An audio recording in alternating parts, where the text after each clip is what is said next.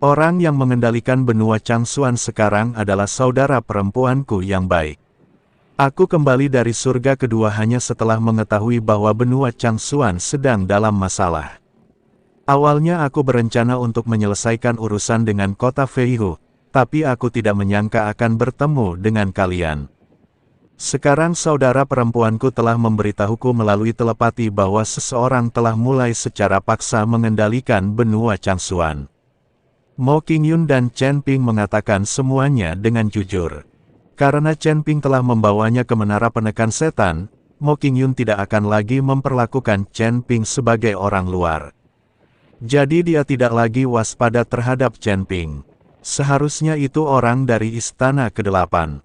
Aku akan menemanimu ke benua Changsuan untuk melihatnya, kata Chen Ping. Bagaimanapun, Mo Qingyun telah banyak membantunya, dan sekarang Chen Ping tidak bisa hanya berdiam diri dan melihatnya mati.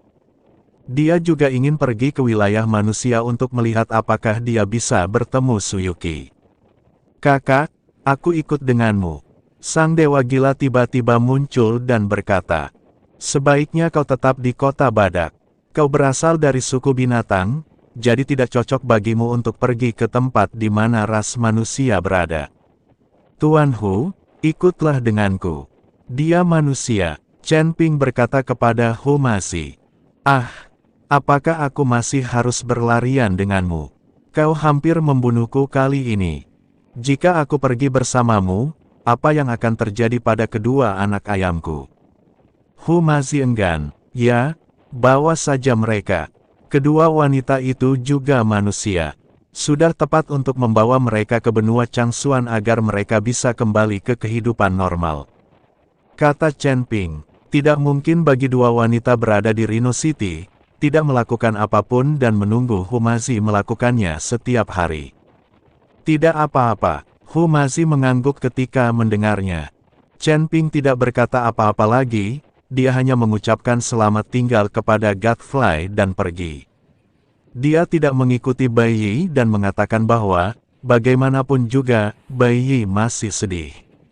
Chen Ping harus menemukan cara untuk membawa Bai Qian ke surga, sehingga akan ada seseorang yang menemani Bai Yi, itu akan lebih baik.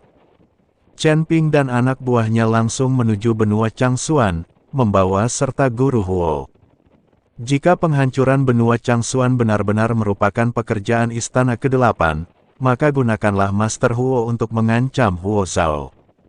Tetapi pada saat ini, benua Changsuan telah dilanda kekacauan. Ketika Tetua Agung Istana ke-8 membawa rakyatnya ke benua Changsuan sudah dalam kekacauan. Sekarang Huo Zhao telah membawa orang ke sini secara langsung, dan kini benua Changsuan tidak memiliki kemampuan untuk melawan sama sekali. Di benua Changsuan, di dalam istana yang megah, raja-raja dari 3 negara terbesar berkumpul di sini. Di antara mereka adalah Ayah Aisyah, Ashnu. Orang-orang ini berkumpul di sini, menunggu teratai biru, pengendali benua Changsuan. Namun setelah menunggu seharian, tetap saja tak ada tanda-tanda kehadiran teratai biru di singgasana istana. Menurutku, kita harus berhenti menunggu dan menyerah saja. Bahkan jika Xuan Fei datang, dia tidak sebanding dengan orang-orang itu. Mereka semua dari klan dewa. Raja Dongmeng berdiri dengan marah dan bersiap untuk pergi. Ashnu mengerutkan kening dan berkata, siapapun yang berani menjadi pengkhianat, jangan salahkan aku karena buta. Ashnu, apa maksudmu? Raja Mongolia Timur melotot. Apa maksudmu dengan itu? Kau ingin menjadi pengkhianat, dan akulah orang pertama yang tidak setuju. Kita, orang-orang benua Changsuan, bisa mati dalam pertempuran, tetapi kita tidak bisa menyerah. Selama bertahun-tahun, bukankah kita manusia sudah cukup diganggu? Karena orang-orang seperti kalian yang takut mati, ras manusia kita menjadi begitu sengsara. Kata Ashnu dengan marah. Omong kosong. Katakan lagi. Raja Dongmeng juga marah. Baiklah, diamlah dan tunggu apa yang dikatakan Xuan Fei. Pada saat ini, Raja Celi berdiri dan membujuk kedua pria itu untuk pergi. Pada saat ini, cahaya biru tiba-tiba menyala di atas tahta. Melihat hal itu, mereka bertiga berlutut di tanah dan menundukkan kepala. Saya melihat seorang gadis sangat muda berpakaian biru muncul di singgasana. Ini adalah teratai biru yang mengendalikan benua Changsuan. Suanu, 70% negara di benua Changsuan kita telah tunduk pada kuil. Jika ini terus berlanjut, aku khawatir seluruh benua Changsuan akan menjadi cabang kuil. Kata Ashnu dengan cemas. Jangan panik, aku sudah memberitahu sahabatku. Dia membawa orang ke sini. Dia dari surga kedua, kata teratai biru. Namun kata-kata teratai biru tidak meyakinkan mereka bertiga. Karena mereka tahu bahwa orang-orang di kuil-kuil itu jelas bukan dari tingkat pertama. Lagi pula, para dewa dianggap sangat berkuasa di seluruh surga. Kalau tidak, mereka tidak akan mampu menciptakan ras mereka sendiri dan menjadi begitu sombong serta memandang rendah semua orang. Oleh karena itu, bahkan jika seseorang dari surga kedua datang membantu, kemungkinan besar itu tidak akan ada gunanya. Suanu, aku ingin tahu kapan bantuan akan tiba. Aku khawatir dalam beberapa hari, seluruh benua Changsuan kita akan jatuh. Raja Dongmeng bertanya, dia akan segera tiba. Dia bisa menggunakan perjalanan waktu. Perjalanan ini akan cepat. Jangan panik. Teratai biru berkata dengan sangat tenang. Tetapi hanya dia sendiri yang tahu betapa paniknya dia saat ini. Belum lama ini, kota itu diserang oleh kota Feihu. Tidak hanya kehilangan sejumlah besar sumber daya, tetapi banyak juga orang yang ditangkap dan digunakan sebagai budak. Sekarang orang-orang dari kuil datang lagi dengan sangat cepat, yang membuatnya sangat panik. Meskipun seluruh benua Changsuan luas dan memiliki banyak kultivator, kekuatan umum mereka tidak tinggi. Tidak ada cara untuk melawan serangan di kuil. Menghadapi orang-orang itu di kuil, mereka tidak punya pilihan selain menyerah atau menunggu untuk dibantai. Satu-satunya harapannya sekarang adalah Mo Qingyun dapat datang dengan cepat dan membawa orang untuk membantunya membalikkan kekalahan. Pada saat ini, di wilayah udara benua Changsuan, cahaya putih yang menyilaukan tiba-tiba menyala, diikuti oleh serangkaian sosok yang muncul. Orang-orang ini adalah Chen Ping dan kelompoknya. Kali ini, tidak seperti sebelumnya, mereka akan muncul dalam susunan teleportasi. Kali ini mereka benar-benar muncul di udara. Melihat gedung-gedung tinggi yang berdiri di bawah kakinya, Chen Ping merasa sedikit bingung. Bukankah kita menggunakan susunan teleportasi? Chen Ping bertanya, karena ketika dia berada dalam cahaya putih tadi, dia merasakan tekanan yang tidak dapat dijelaskan, dan Chen Ping hanya bisa menggunakan kekuatannya untuk melindungi tubuhnya. Jika itu adalah susunan teleportasi, situasi ini tidak akan mungkin terjadi. Tentu saja tidak. Ini adalah perjalanan waktu, yang jauh lebih berguna daripada susunan teleportasi. Susunan teleportasi mengharuskan kedua lokasi memiliki susunan, dan keduanya harus terhubung satu sama lain. Mo Qingyun mengikuti Chen Ping untuk menjelaskan. Perjalanan waktu. Chen Ping tiba-tiba menyadari, ini seharusnya merupakan versi teleportasi yang disempurnakan, bukan? Chen Ping tahu bahwa teleportasi dapat memungkinkan seseorang berpindah dari satu tempat ke tempat lain secara instan.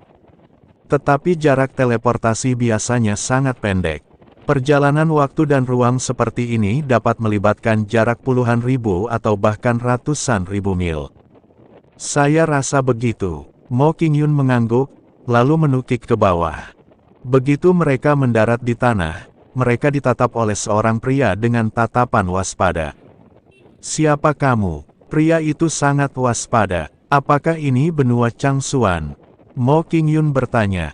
Tidak buruk. Pria itu mengangguk. Aku di sini untuk mencari Suan Femu, kata Mo Qingyun. Mencari Suan Nu kita. Pria itu tertegun, lalu menatap Mo Qingyun dan berkata, apa yang ingin kamu lakukan dengan Suan Nu kami? Aku temannya, dan dia datang untuk memintaku datang. Apakah benua Changsuanmu sedang diserang? Mo Qingyun bertanya. Ya, pria itu mengangguk, dengan sedikit keterkejutan di wajahnya. Apakah Anda pembantu yang diundang oleh Suan Fei? Saya rasa begitu, kata Mo Qingyun. Chen Ping memandang pria di depannya dan mendapati bahwa dia baru saja mencapai alam keabadian yang tersebar. Dan masih banyak aura di sekitar, tetapi semuanya sangat lemah, dan sebagian besarnya berada di alam keabadian. Tampaknya kekuatan benua Changsuan benar-benar lemah.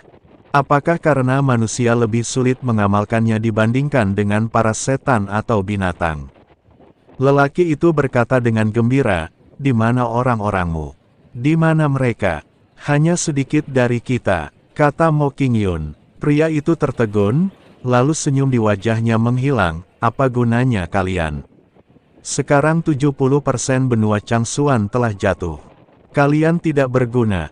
Saya sarankan kamu pergi saja, jangan sampai kamu menjadi tawanan orang lain. Kalian ini, apa kalian memandang rendah kami?" Hu masih sedikit tidak senang. Namun sebelum lelaki itu bisa mengatakan sesuatu, bumi tiba-tiba berguncang. Wajah lelaki itu berubah drastis, dia mengerutkan kening dan berkata, "Cepat pergi, orang-orang dari kuil akan datang." Setelah dia selesai berbicara, dia melihat selusin pria berpakaian hitam dari istana ke-8 datang dari kejauhan. Di antara mereka ada seorang lelaki tua mengenakan jubah abu-abu dan sanggul di kepalanya, memimpin tim.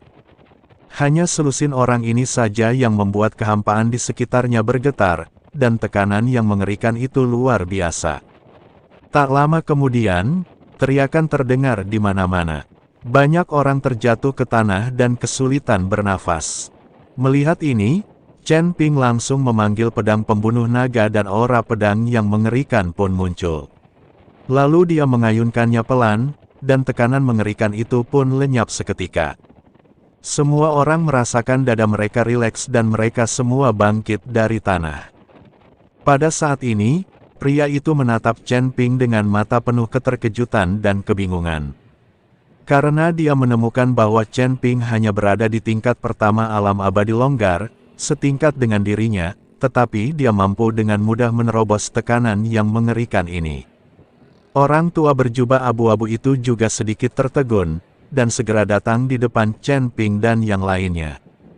Ketika orang tua itu melihat guru Huo, dia langsung menjadi gembira. "Tetua ketiga, selamatkan aku, selamatkan aku."